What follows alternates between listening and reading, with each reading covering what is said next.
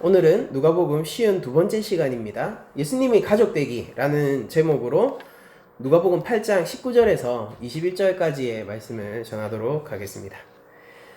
오늘 그 본문을 보시면은 굉장히 주제를 알기가 쉽게 되어 있죠. 그러니까 이제 예수님이 가르침을 행하시고 계실 때에, 그러니까 지금 어디에서 장면들이 이어졌습니까?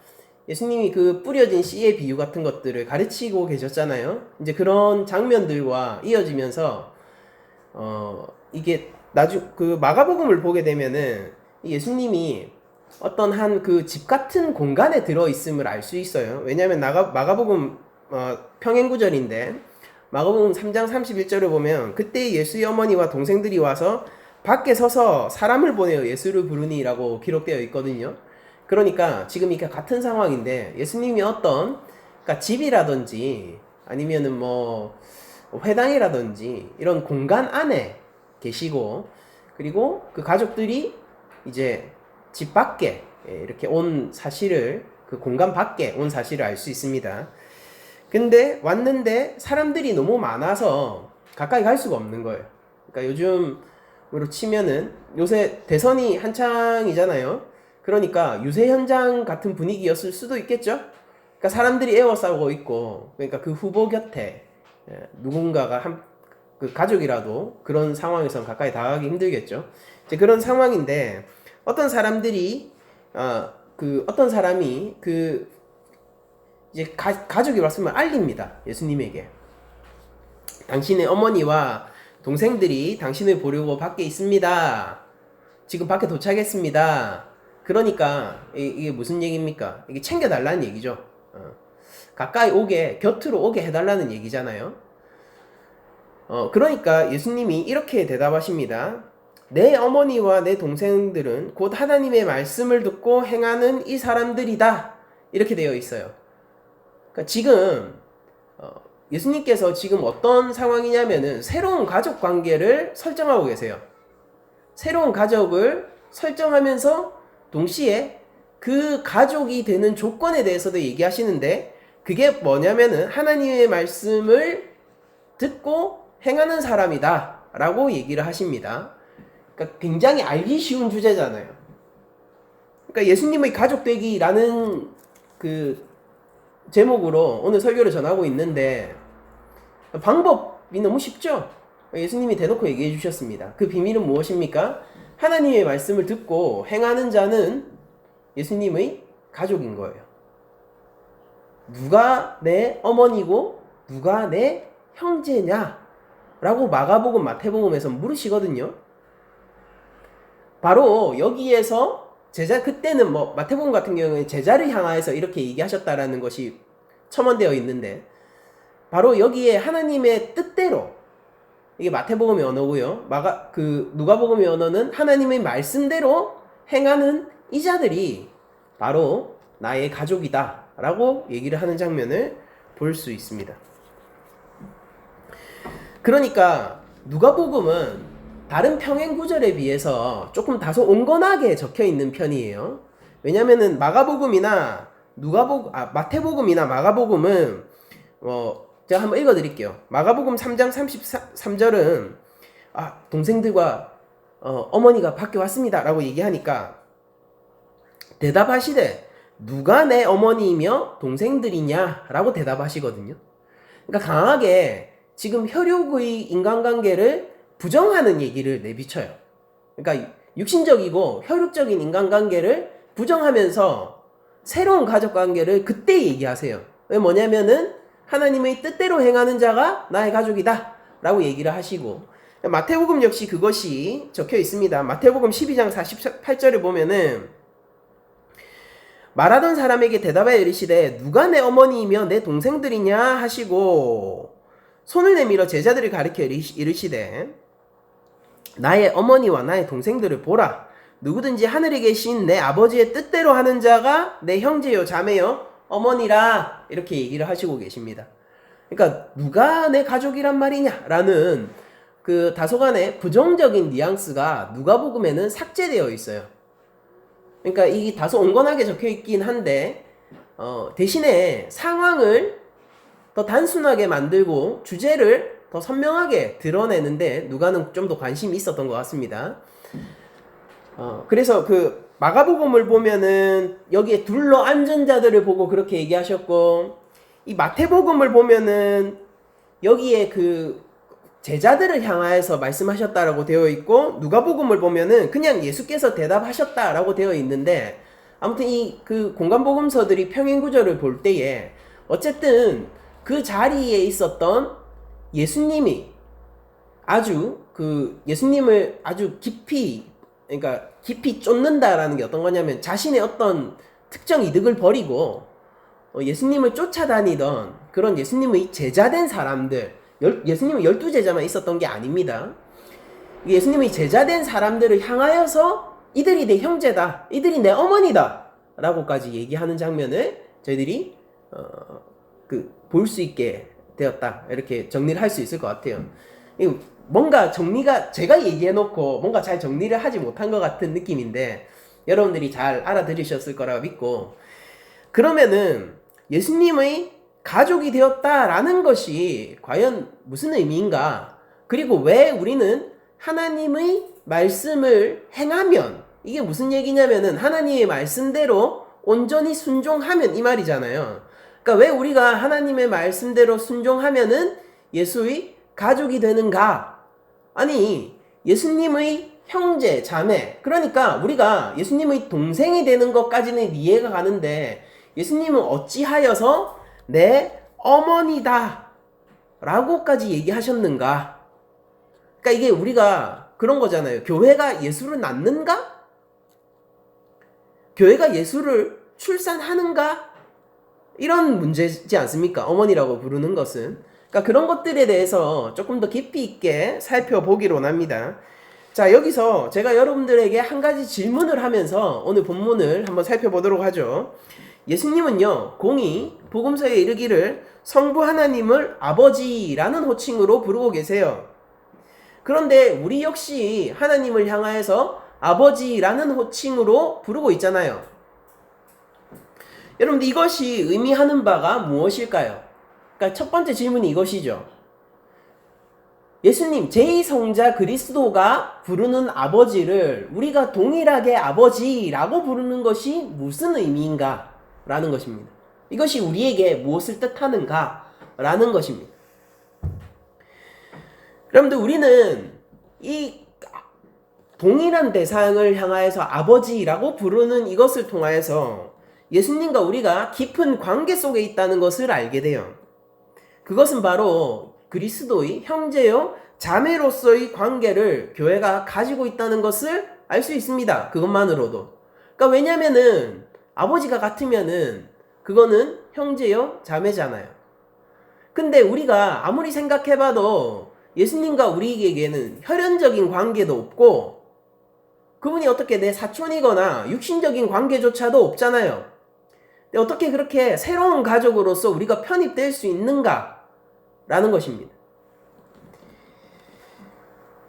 교회를 하나님은 자녀 삼으셨고, 교회를 예수님의 형제 자매로 부르시기 위하여서 성부 하나님께서 뭔가 하신 일이 있는데, 우리가 거기서부터 출발하면서 이것이 무슨 의미인지 쫓아가 보는 것이 좋을 것 같습니다. 먼저 첫 번째로 예수님의 가족 되기 첫 번째예요.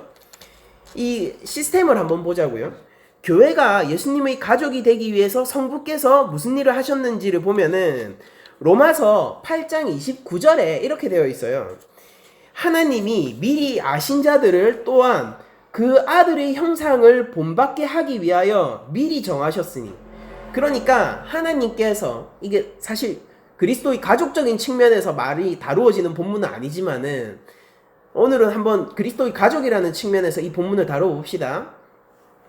하나님이 미리 아신 자들이 있대요. 이 택자들이 있답니다. 자, 택자들이 있는데 그들을 아들의 형상을 본받게 하기 위하여서, 여기서 나오는 아들이 누굽니까? 독생자 예수 그리스도겠죠? 그 아들의 형상을 본받게 하기 위하여. 그러니까 이 목적성이 있는 거예요. 목적이 뭐냐면은 아들의 형상을, 즉 우리가 얘기하는 그리스도의 장성한 분량, 우리들이 또 하나의 예수 그리스도를 닮은 하나님 형상으로서 회복되기 위하여서 하나님이 성부께서 우리를 부르셨다라고 합니다. 여기서 나오는 아들은 예수님을 얘기하는 거예요. 아들의 형상을 본받게 하기 위하여 미리 정하셨으니 이는 그로, 여기서 그가 예수님이에요. 예수님으로 많은 형제들 중에서 맏아들이 되게 하려 하심이니라 라고 되어 있어요. 그러니까 성부께서 뭔가 일을 하셨는데요. 교회를 불렀어요. 교회를 불러서 예수님을 첫째로 세우셨답니다. 너는 내 첫째고 그리고 많은 형제들이 여기서 생길 거야 라고 얘기를 하셨단 말이에요. 그러니까 예수님은 새로운 가족 관계 속에 지금 편입이 됐죠. 성부께서 새로운 가족 관계를 설정을 하셨어요. 근데 거기에는 분명한 목적성이 있습니다. 그게 뭐냐면은 불려진 그리스도의 새로운 가족들로 하여금, 그것이 곧 교회예요. 교회로 하여금 그리스도의 형상을 본받게 하기 위하여서 부르신 거예요. 이것이 로마서가 이야기하고 있는 바예요. 그러면 이어서 8장 30절을 한번 읽어보면은 또 미리 정하신 그들로 또한 부르시고 부르신 그들을 또한 의롭다 하시고 그들을 또한 영화롭게 하셨다라고 되어 있습니다. 그러니까 부르셨어요. 부른 그들을 의롭게 하시고 그리고 마침내 영화롭게 하시는 것을 그 그리스도를 본받는, 그 형상을 본받는 메커니즘으로 얘기를 제안을 하고 있는 거잖아요. 부르심, 그 다음에 칭의, 그 다음에 영화. 우리가 구원론 할 때 이 그 구원론의 기본 뼈대가 되는 구절이기도 해요. 좋아요. 그럼 성부께서 새로운 가족을 세팅하시려고 하셨다라는 것은 알겠어요. 그 목적성도 저희들이 알았습니다. 그 예수님의 형상을 본받게 하기 위한 새로운 가족들이 생겼습니다. 그러면은 두 번째로, 그러면 이 새로운 가족을 위하여서 교회가 예수님의 가족이 되기 위해서 성자께서 하신 일이 있어요. 예수님이 하신 일이 있다고요. 그게 뭐냐면은 히브리서 2장 11절에 나옵니다. 제가 먼저 개역 개정역으로 읽어드릴게요. 거룩하게 하시는 이와, 이게 누구냐면 예수님이죠. 거룩함을 입은 자들이, 이게 누구냐면 거룩함을 입은 자가 누구예요? 거룩함을, 의롭다함을 받은 자들, 교회잖아요. 예수님의 이름을 구주로 고백하는 자들요. 그들이 다 한 근원에서 난지라라고 되어 있습니다. 다시 한번 읽어드릴게요. 거룩하게 하시는 이와 거룩하게 함을 입은 자들이 다 한 근원에서 난지라. 그러므로 형제라 부르시기를 부끄러워하지 아니하시고라고 되어 있어요. 그러니까 예수님이 이 형제라고 이 거룩함을 새롭게 입은 자들을 부르는 것을 부끄러워하지 않는다라고 되어 있어요. 이제부터 제가 세 번역으로 한번 그 히브리서 2장 11절부터 새롭게 쭉 한번 읽어드릴게요. 여러분 한번 들어보십시오. 거룩하게 하시는 분과 거룩하게 되는 사람들은 모두 한 분이신 아버지께 속합니다. 이렇게 번역이 되어 있죠. 다시 한번요. 거룩하게 하시는 분과 거룩하게 되는 사람들은 모두 한 분이신 아버지께 속합니다. 그러니까 아버지예요. 새로운 가족 관계죠. 그러함으로 예수께서 그들을 형제 자매라고 부르시기를 부끄러워하지 않으셨습니다. 그러니까 우리가 아버지께 소속되어 있으므로 그리스도께서는 우리를 형제 자매라고 부르는 것을 부끄러워하지 않으셨다라고 히브리서가 기록하고 있죠. 자, 계속 읽어드릴게요. 그리하여 그분은, 예수님이죠, 내가 주님의 이름을 내 형제 자매들에게 선포하며 회중 가운데서 주님을 찬미하겠습니다 하고 말씀하시고, 또 나는 그를 신뢰하겠습니다 하고 말씀하시고, 보십시오, 내가 여기 있습니다, 또 하나님께서 내게 주신 자녀들이 여기에 있습니다 하고 말씀하셨습니다라고 되어 있어요. 그러니까 예수님의 이 새로운 가족 관계는 뭔가 이상하죠. 왜냐면은 분명 앞에서는 예수님과 형제 자매의 관계 속에서 교회가 설정됐는데 예수님이 이렇게 얘기해요. 내가 이들을 낳았다라고 얘기하죠. 왜냐면은 하나님께서 내게 주신 자녀들이 여기 있다라고 하거든요. 계속 읽어드릴게요. 그러면은 예수님이 어떻게 교회를 잉태하셨는가? 자, 이 자녀들은 피와 살을 가진 사람들이기에 그도 역시 피와 살을 가지셨습니다. 그러니까 여기서 그는 예수님이죠. 그러니까 교회가 피와 살을 가진 사람들이기에 제2성자 예수 그리스도 역시 피와 살을 가지셨습니다. 그것은 그가 죽음을 겪으시고서 죽음의 세력을 쥐고 있는 자, 곧 악마를 멸하시고 또 일생 동안 죽음의 공포 때문에 종로로 타는 사람들을 해방시키기 위함입니다라고 되어 있어요. 그러니까 죄와 사망의 권세 가운데 두려워 떠는 자들을 해방, 자유함을 얻게 하기 위하여서 그리스도께서 성육신하셨습니다라는 이 얘기예요. 이것이 교회가 그리스도로부터 생명을 얻게 되는 이야기란 말이에요.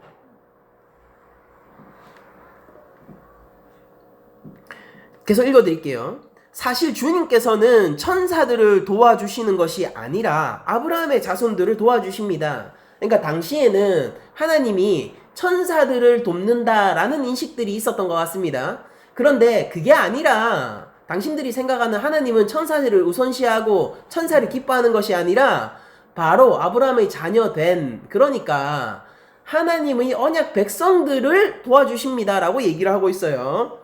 17절, 그러므로 그는 모든 점에서 형제 자매들과 같아지셔야만 했습니다. 그러니까 주께서 우리들을 도와주시기 위해서 우리와 똑같아지셨어야만 했습니다. 히브리서의 저자가 이렇게 얘기하는 겁니다. 그러므로 예수는 모든 점에서 형제 자매들과 같아지셔야만 했습니다. 그것은 그가 하나님 앞에서 자비롭고 성실한 대제사장이 되심으로써 백성의 죄를 대신 갚으시기 위한 것입니다. 그는 몸소 시험을 받아서 고난을 당하셨으므로 시험을 받는 사람들을 도우실 수 있습니다. 여러분들, 이렇게 새롭게 설정된 가족관계가 어때요? 그러니까 예수님이 제2성자 예수 그리스도가 성육신하심으로써 일어난 일이 뭐예요?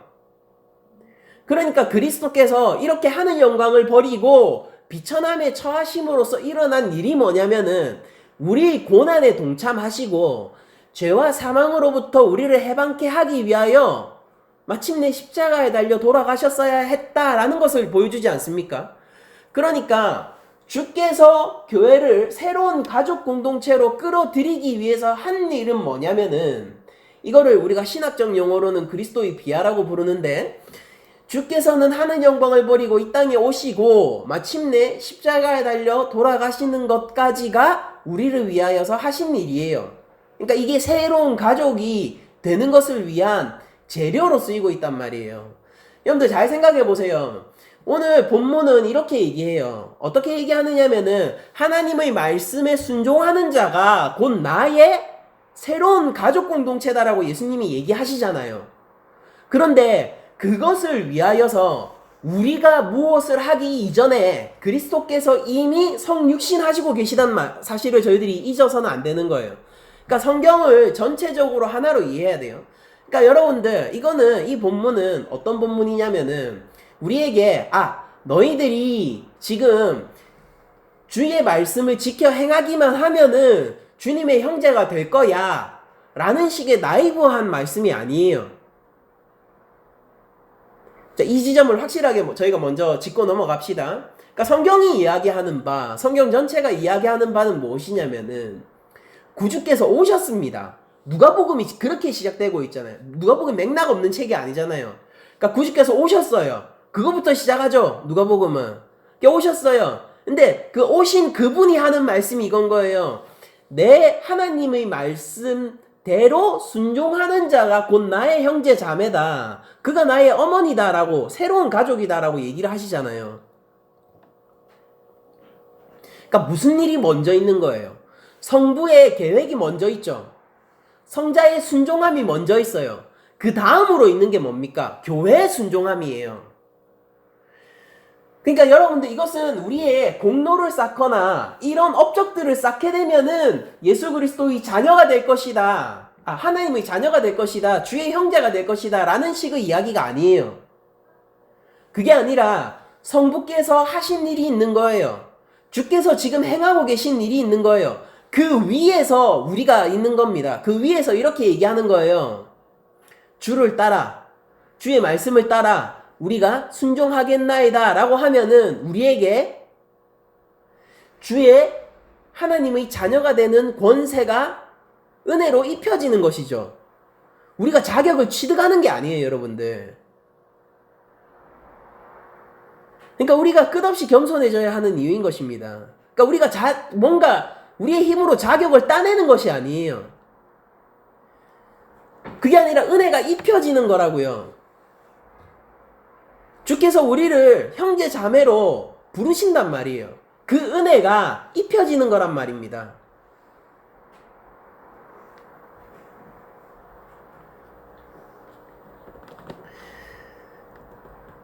예수님은 우리의 이 히브리서가 얘기하는 대로 백성의 죄를 대신 갚으시기 위하여서 성실한 대제사장이 되셨어요. 성실한 대제사장이 되셨다고요. 온전한 제물로 자신을 바치는 대제사장이 되셨다고요. 이 대제사장이 바치는 제물이 무엇입니까? 바로 어린 양인 자기 자신이란 말입니다. 그러니까 우리가 그 은혜 위에 서서 이 하나님의 말씀을 들어야 되는 거예요. 지금 이미 하늘 영광을 버리고 이 땅 가운데 비하의 상태에 놓인 예수님이 이런 얘기를 하는 겁니다. 아버지의 말씀대로 순종하는 자가 나의 새로운 가족이다라고 얘기를 하시는 거란 말이에요. 그러니까 우리가 이렇게 얘기할 수 있겠죠. 우리가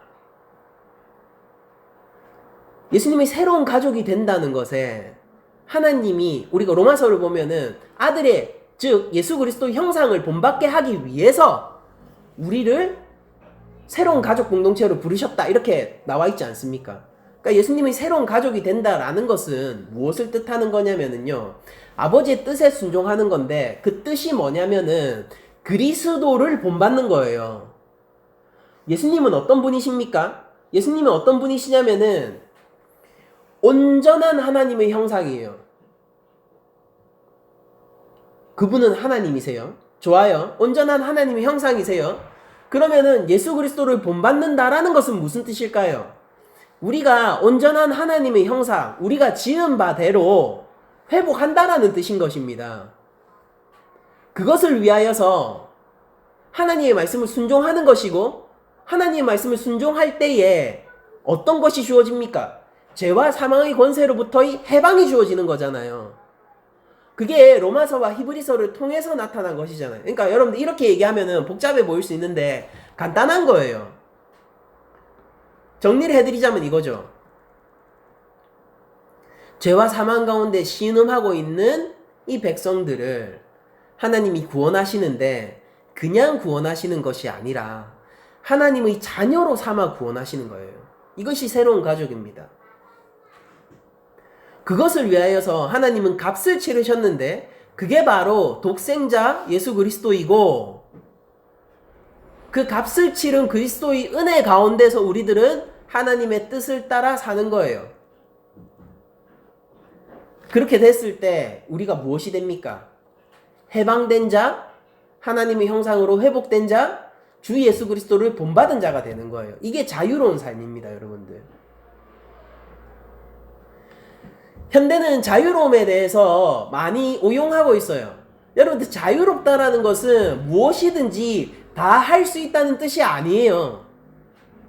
여러분들 자유로운 사람들, 스스로 자유롭다고 여기는 사람들은요, 자기가 자유롭다고 여기는 그것에 종속된 노예들입니다.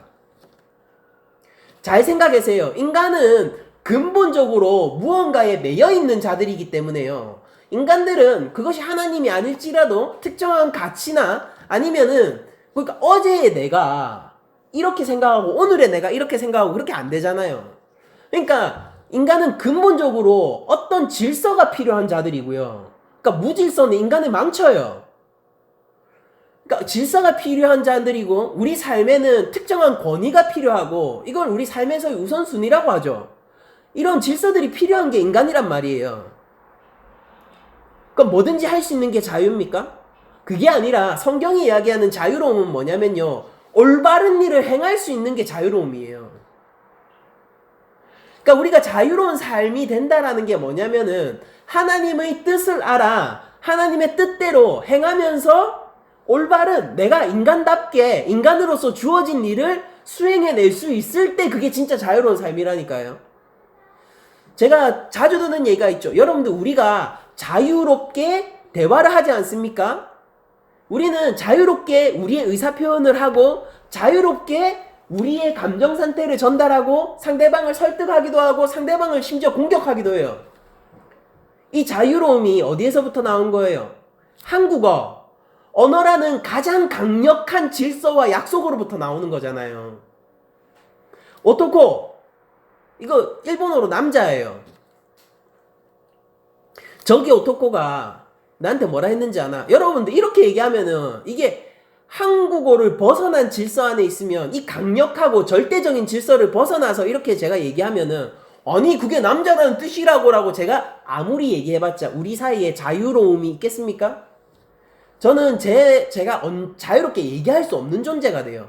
한국 사람이 늘 자유롭게 언어 생활을 하다가 미국으로 이민 가잖아요. 그럼 꿀먹은 벙어리가 됩니다. 자유함을 갑자기 뺏겨요. 자유함을 뺏김으로 말미암아 사고에 제한이 오고 성격도 변합니다. 왜 그렇습니까? 나의 자유함을 지켜주는 강력한 한국어가 사라진 환경이기 때문이에요. 그러니까 우리들은요, 진정 자유롭게 살기 위해서는 바르게 올바른 일을 선택하고 올바르게 살아가야지만이 우리가 진짜 자유롭게 살 수 있다라는 것이죠. 무엇이든지 할 수 있는 것은 그건 자유로움이 아니라 방종이에요. 삶의 가치가 희미하고 삶의 가치 체계가 질서가 희미한 상태에서 적당히 살아가는 것은요, 그것은 그렇게 살아가도 난 살아갈 수 있어. 왜냐하면 나에게는 재력도 있고 나에게는 이 아름다운 삶이 있기 때문이야 라고 얘기하는 사람이 있다면요, 그 스스로 자유함을 느끼고 있다고 생각하지 못할지도 모르겠지만은 객관적으로 그는 부자유한 상황 가운데 있는 거예요. 이해가 가시죠? 진짜 자유로움이 무엇입니까? 해방된 자가 뭐예요? 여러분들 그리스도인들은요, 죄와 사망으로부터 자유한 자들이라는 얘기를 저희들이 하지 않습니까? 영생이 있대요. 생명이 있대요. 그 자유함이 있습니까? 애굽의 바로로부터 출애굽하여 자유인이 된 그들에게 하나님이 무엇을 요구하셨죠? 율법을 요구하시잖아요. 이걸 지켜야지 내 백성이다라고 얘기하시잖아요. 그러니까 그들은 하나님의 뜻대로 살아가야 하는 당위성이 있는 겁니다. 우리 크리스천의 삶 속에서는요, 주 예수 그리스도의 말씀대로, 즉 성경의 말씀대로 살아가야 할 당위성이 있는 거예요. 그렇게 살 때 우리는 어떤 자들입니까? 자유함을 입은 자가 되고 하나님 형상으로서 회복한 삶을 살 수 있게 되는 거예요. 그러니까 제가 답답한 게 교회 안에서는 이런 사람들이 종종 보이던데, 이게 뭐냐면은 하나님 말씀 지키는 게 너무 힘들어요 라고 하는데, 뉘앙스가 어떤 뉘앙스냐면, 저도 힘들어요. 근데 이 뉘앙스는 조금 다른 뉘앙스인데 어떤 거냐면은, 하나님의 말씀 지키고 싶지 않은데 지켜야 되는 게 너무 힘들어요 라는 뉘앙스로. 크리스천의 뉘앙스는 달라야 돼요. 하나님 말씀대로 순종하면서 사는 것은 쉽지 않아요. 힘든 일이에요. 전투적인 삶입니다. 나이브하게 그런 것들을 그냥 저희들이 그냥 나이브하게 순진무구하게 접근하지 않습니다. 근데 우리가 하나님 말씀을 지키기 힘들다의 뉘앙스는 조금 달라요. 어떤 거냐면은, 내 소망과 내 열망이 하나님의 말씀대로 살고 싶은 것이고 내가 자유한 삶을 살고 싶은데 그게 안 되니까 그게 지켜지기가 힘들다라는 뉘앙스가 우리 삶 속에서 나야 된단 말이에요. 그리스도의 제자 가운데서 나의 모든 것을 버리고 주를 따르기를 싫어하는 자가 어떻게 예수님의 제자입니까? 그렇잖아요. 그러니까 나는 제발 좀 나의 자아가 죽고 그리스도로 좀 살아나고 싶은데 그게 안 되니까 힘들어야 되잖아요. 근데 주의 십자가를 지는 것 자체를 두려워하고 저거 지기 싫은데 이렇게 하면 어쩌란 말이에요. 출발선에도 서지 못했다면은 그것을 우리들이 어떻게 할 수 있겠습니까? 여러분들, 예수님은 새로운 가족 공동체에 대해서 지금 얘기하고 계세요. 그리고 하나님의 말씀대로 순종하면은요, 정말 예수님이 말씀하신 대로 우리들은 새로운 가족 공동체를 형성하게 됩니다. 제가 첫 번째 질문 드린 것이 있었죠. 예수님이 제2성자가 성부를 아버지라고 부르는데 우리도 성부를 아버지라고 부르면은 그것은 무슨 뜻이냐? 이것은 그리스도와 우리 새로운 가족 공동체가 됐다는 뜻이기도 하면서 여러분들 로마서에 얘기한 것처럼 예수님은 형제들이 있거든요. 복수 형제들이 있어요. 그거는 우리가 주의 형제라는 것은 또 무엇을 의미하냐면요. 우리는 예수님 외에도 새로운 가족 공동체가 많이 생겼다는 뜻이에요. 그게 바로 교회입니다. 우리가 교회 안에서 흔히 형제님, 자매님이라고 부르는 호칭이 있잖아요. 이것이 영광스러운 호칭이에요, 사실은. 아니, 여러분들과 제가 무슨 상관이 있어요? 저희 부모님 여러분들 한 번도 못 보셨잖아요. 우리들은 다른 배에서 났어요. 우리 DNA는 다르다고요. 우리가 피로 이어져 있습니까? 그렇지 않아요. 근데 여러분들이 왜 저의 형제 자매입니까? 심지어 저는 모든 믿는 이들의 형제가 바로 나다 라는 인식을 가지고 있는데 이게 어디에 근거를 가지고 있냐고요. 육신적이고 혈육적인 것이 아니라 그리스도의 근거를 가지고 주의 형제 자매이므로 저 사람이 주를 형제 자매로 부름으로 내가 그를 형제 자매로 부를 수 있게 되는 거지 않습니까? 그래서 실제 이런 교회 공동체가 그 주의 그 머리된 하나된 공동체잖아요. 주를 머리로 하고 하나된 공동체. 이 공동체가 새로운 가족으로서 기능하는데 그게 성경에 자주 잘 나와요. 그러니까 교회를 위하여서 예수님이 교회의 가족이 되기 위해서 성부께서도 무슨 일을 하셨고 성자께서도 무슨 일을 하셨습니다. 그로 인해서 실제로 새로운 형태의 가족이 탄생하게 되는데 성경에 이렇게 나와 있어요. 로마서 16장 1절입니다. 내가 갱그리아 교회의 일꾼으로 있는 우리 자매 베베를 너희에게 추천하노니. 그러니까 바울이 베베라는 사람을 자매라고 소개해요. 베드로전서 5장 12절입니다. 내가 신실한 형제로 아는 실루아노로 말미암아. 새로운 형제가 생겼습니다. 바울에게. 그러면서 바울이 이렇게 얘기해요. 나의 자녀들아. 갈라디아서 4장 19절이에요. 나의 자녀들아, 너희 속에 그리스도의 형상을 이루기까지 다시 너희를 위하여 해산하는 수고로 하노니 내가 이제라도 너희와 함께 있어 내 언성을 높이려 함은 너희에 대하여 의혹이 있음이라. 바울에게 자녀가 생겼어요. 바울이 어머니가 됐네요. 그러니까 아버지 역할이 아니에요 지금. 왜냐하면 내가 해산하는 역할을 하겠다라고 하잖아요. 그러니까 이게 모성으로서의 역할이에요. 그러니까 어머니가 됐고 새로운 자녀들이 생겼는데 그게 누구냐면 갈라디아 교회입니다.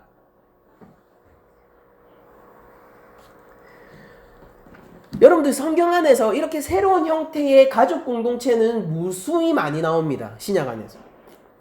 여러분들 십자가의 그 보혈 아래에서 일어난 기적이 무엇이냐면은 새로운 가족 공동체가 탄생했다라는 것입니다.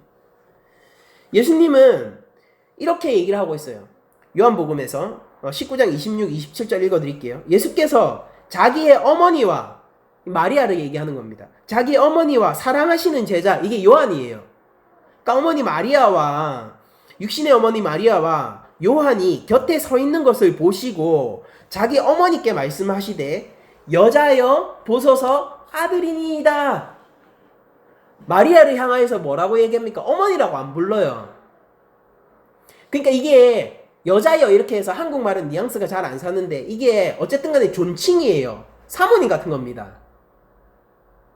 무시하는 말이 아니라 높여서 존대하는 말이긴 한데 가족한테 쓰는 말은 아니에요. 그러니까 여자여 보소서 아들이니이다 라고 하면서 요한을 뭐라고 얘기합니까? 당신의 아들이 되었습니다. 그럼 요한에게는 새로운 어머니가 생겼습니까? 이게 뭐예요? 새로운 가족 공동체가 탄생했네요. 여자의 보소서 아들이니다 하시고 또 그 제자 요한이에요. 그 제자에게 이르시되 보라 네 어머니라 하신데 그때부터 그 제자가 자기 집에 모시니라 라고 되어 있습니다. 그러니까 이 새로운 가족 공동체는 어떻습니까? 단순히 너희가 나의 형제 자매야 라고 얘기하는 것 뿐만이 아니라 그 어려움을 돌보아주고 그리고 때로는 그 형제 자매들을 위하여서 해산하는 고통을 아끼지 아니하고, 그러니까 다툼도 있죠. 왜냐하면은 갈라디아서에서 보면은 바울이 이렇게 얘기하잖아요. 내가 이제라도 너희와 함께 있어 내 언성을 높이려 함은 너희에 대하여 의혹이 있음이라. 그러니까 너희들이 지금 복음의 길을 벗어나서 이상한 길로 가려고 하는데 그것에 대해서 내가 너희와 함께 다투겠다 이 말이잖아요. 그걸 뭐에 비유합니까? 마치 어머니가 자녀를 출산하는, 해산하는 수고와 고통에 비유하고 있잖아요.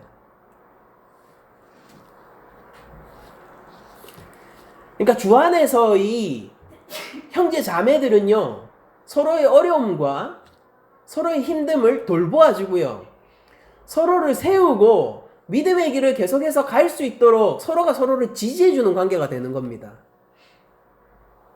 그리고 이 근거는 무엇이었습니까? 근거는 예수 그리스도고, 그리스도가 우리의 형제가 되는 근거는 뭐였어요? 성부 하나님이에요. 제가 지금까지 얘기했던 거를 역으로 올라가면서 얘기한 겁니다. 그쵸? 잘 생각해 보세요. 그러면은 우리가 주님을 우리가 그렇게 섬겨야 할 대상으로 여기고 우리의 이 목자로서 따라야 할 대상으로 여기고 있다면은요, 주 안에서 한 형제된 우리 형제 자매들에게는 어떻게 해야 되겠습니까?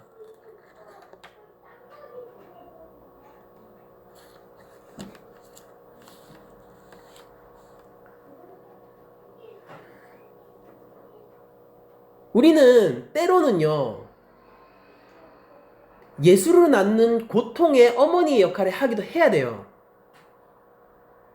그러니까 제가 앞서서 예수님의 어머니 역할이라고 제가 얘기를 했었는데, 이 정확하게는 그리스도를 잉태한다, 우리가 잉태한다라기보다는 우리 가운데 있는 형제 자매들 가운데 있는 그리스도를 형성하고 잉태하도록 하는 역할을 우리들이 해야 된다라고요.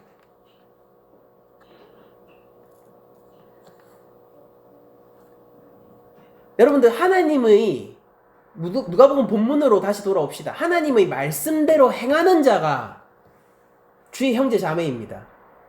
하나님 말씀대로 행하는 자가 주의 형제 자매예요. 이것은 단순히 개인적인 윤리 지침이 아니에요. 그걸 넘어서서 무엇을 얘기하느냐면요, 그렇게 되었을 때 우리가 주 안에서의 공동체, 새로운 가족 공동체요, 그 가족으로서 역시 이 가족 공동체 전체가 그리스도의 말씀에 순종하고 하나님의 뜻대로 준행해야 된다라는 뜻이 내포되어 있는 것입니다. 여러분들, 오늘 본문이 어떤 본문이냐면은 뿌려진 씨의 비유의 가장 절정 부분입니다. 반응의 이야기예요. 반응의 이야기라고요. 그러니까 옥토를 결실에 대한 비유였잖아요. 뿌려진 씨의 비유는 100배의 결실을 맺느니라 라고 되어 있어요. 그러면 하나님 말씀에 결실로서 반응해야 되는 건데, 그게 뭡니까? 하나님의 말씀대로 순종하면서 행하는 자가 결실을 맺는 자예요.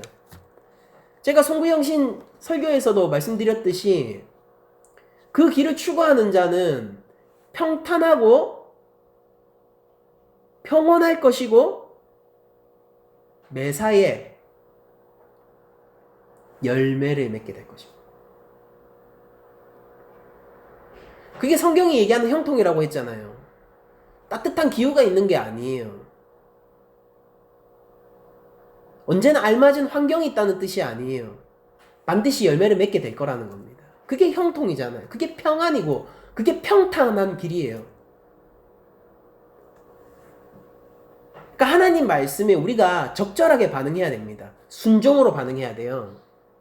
순종으로 반응해야 되는데, 이것은 단순히 개인적인 어떤 것을 넘어서 이거는 나의 형제인 그리스도와 관련이 있는 일이고, 내가 어머니로서 해산의 고통을 겪기까지 섬김을 해야 하는 나의 형제 자매들, 이 교회 공동체 전체와 관련이 있는 일이라는 것입니다.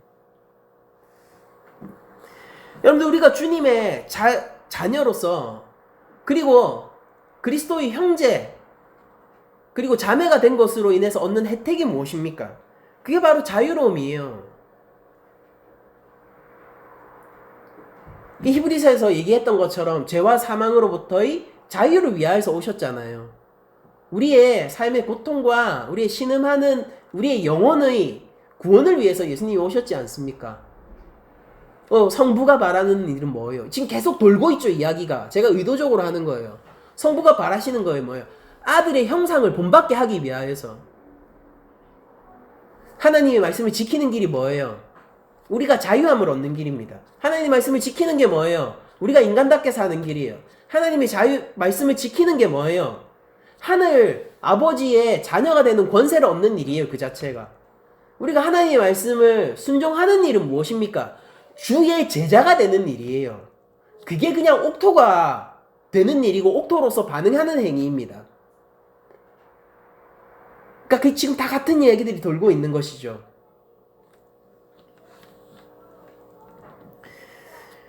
쭉 누가복음을 저희들이 보면서 하나님 나라의 표지를 계속 봤었어요. 뭡니까? 질병으로부터의 자유, 귀신으로부터의 자유, 죽음으로부터의 자유, 이런 자유와 해방이 하나님 나라의 특징으로서 계속 등장하게 되었지 않습니까? 근데 이런 하나님 안에서의 하나님 나라의 자유와 해방을 얻은 자들이 끊임없이 결정하는 게 있어요. 그게 뭐냐면은 예수를 따르는 일입니다. 그쵸? 지금 저희들이 맥락 없이 오늘 본문을 보는 게 아니라 누가복음 쭉 보면서 오늘 본문까지 도착했잖아요. 예수를 따른다는 것은 무엇을 뜻합니까? 오늘 본문에서 드디어 그게 오늘 본문을 렌즈를 통해서 보면은 이렇게 대답할 수 있어요. 그러면 하나님 나라의 표지로서 자유와 해방을 경험하고 예수를 따르는 자들이 생겼는데 그것은 무엇을 뜻합니까? 예수님의 형제 자매가 되었다는 뜻이고 아버지가 진짜 내 아버지가 되었다는 뜻이에요. 우리들은 제한 없이 무언가를 하는 사람들이 아닙니다.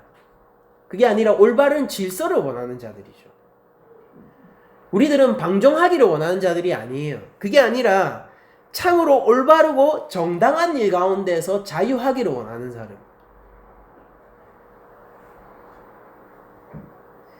예수님이 새로운 가족 공동체를 형성하는 것은 결코 육신의 부모와 형제가 중요하지 않다고 얘기하는 게 아니라 오히려 그것이 더 중요하다는 것을 얘기해 주는 거예요.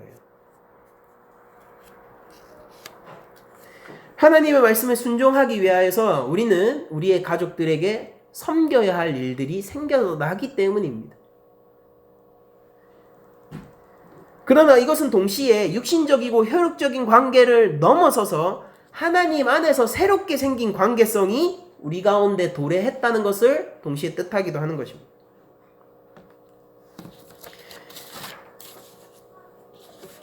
우리는 하나님 말씀에 올바르게 반응하는 것으로 말미암아 하나님의 자녀가 되는 권세를 가지게 됩니다. 구주께서 부르시는 그 아버지를 나 역시 아버지라고 부를 수 있게 되는 거예요. 이것은 그리스도와의 결코 끊을 수 없는 관계성을 의미하고, 근데 잘 생각해 보세요. 그리스도와 결코 끊을 수 없는 관계성이에요. 심지어 하나됨의 관계성입니다. 그렇다면은 주께서 죄와 사망을 깨고 이기신 것처럼 우리에게도 그 사망의 권세에서 이김이 허락되어 있다는 것을 의미하는 거예요.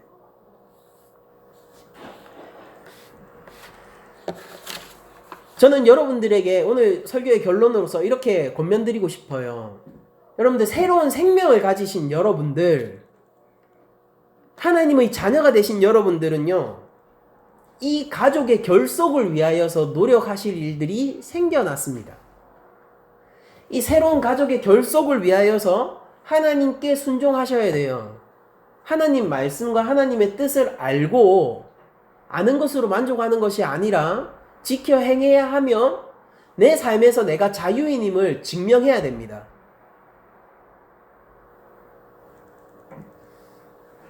또 인스타그램 보면서 부러워하지 마시고 나에게 있는 자유를 즐거워하세요. 또 그 백화점 가가지고 저렇게 사는 사람들 부러워하지 마시고 내 안에 있는 해방으로 즐거워하세요.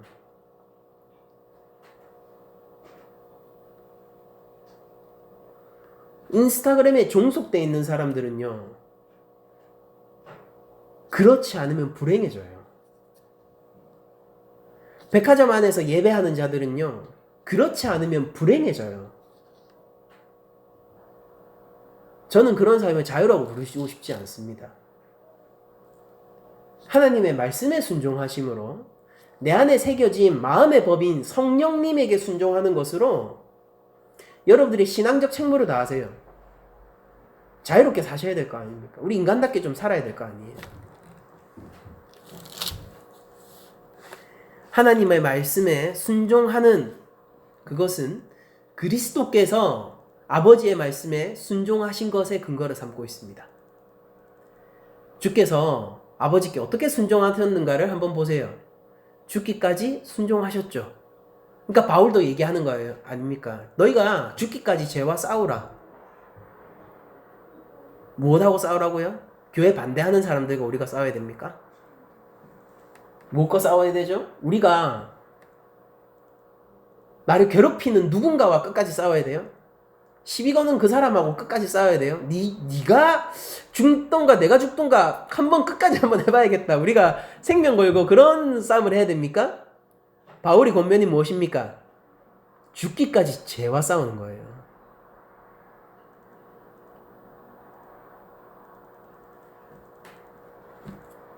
하나님의 말씀이 우리 영혼을 비춰줄 때에, 우리 마음 가운데 있는 연약함들이 드러날 때에, 하나님 앞에서 순종할 수 없는 우리의 죄된 본성이 있을 때에, 여러분들 그리스도가 우리의 가족임을 잊지 마세요. 죽기까지 싸우십시오. 하나님 말씀에 순종하는 자가 예수님의 가족이고, 그게 무슨 뜻이냐면은 그 자가 하나님을 아버지라고 부르는 자입니다.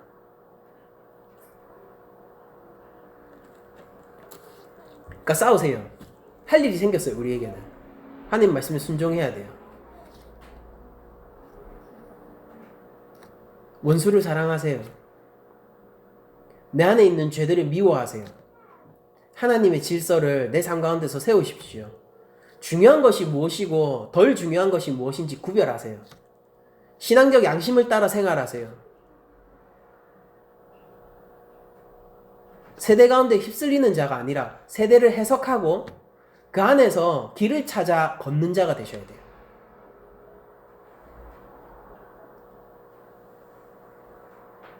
우리가 싸워야 할 자들은 우리의 반대자가 아니에요.